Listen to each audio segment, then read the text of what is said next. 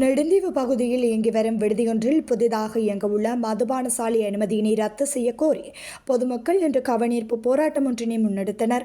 இதன்போது பதாதைகளை தாங்கியவாறு கோஷம் எழுப்பி 100க்கும் மேற்பட்ட பொதுமக்கள் நெடுந்தீவு பிரதேச செயலகத்துக்கு முன்பாக கவனீர்ப்பு போராட்டத்தினை முன்னெடுத்தனர். வேண்டாம் வேண்டாம், எமக்கு சாவு வேண்டாம், எமது குடும்ப விளக்கை அணைத்து விடாது என்னும் பதாதைகளை தாங்கி போராட்டம் முன்னெடுக்கப்பட்டது.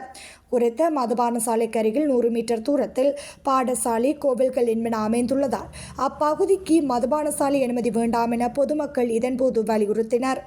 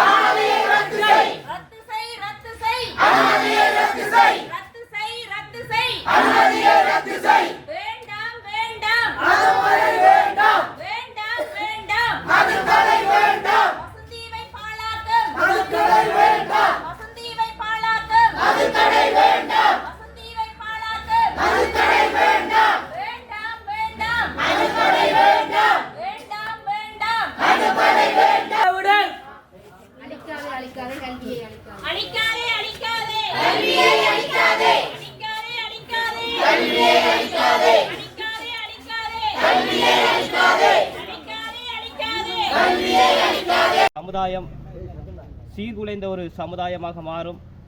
மாணவர்களது கல்வி பின்தங்கிய ஒரு நிலையில் காணப்படும்.